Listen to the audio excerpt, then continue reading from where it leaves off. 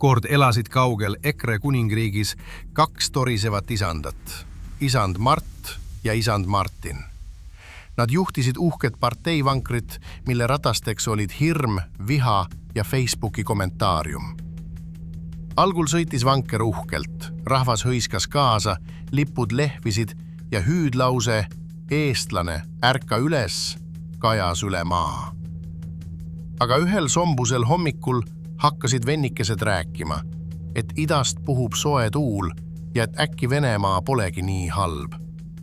Pealegi pidavat Moskvas töötanud Mardi arvates Venemaa pidama Ukrainas püha sõda. Rahvas kergitas kulmu ja isegi vana Ruuben, kes seni oli igal koosolekul tõotanud truudust vanale Saksa aadule, tõmbas kummikud jalga ja jooksis metsa. Varsti jooksid kõik esinumbrid. Ühed läksid uude erakonda, teised pesid end lihtsalt puhtaks. Parteissa jäid alles vaid Mardi ja Martini perefarm, kus töötas 3 lehma, 2 trolli ja 1 megafon. Seal nad siis istuvad siiani, segavad valeinfot keeva katla sees ja usuvad, et kui nad piisavalt kõvasti karjuvad, tuleb rahvas jälle tagasi. Aga rahvas ei tulnud.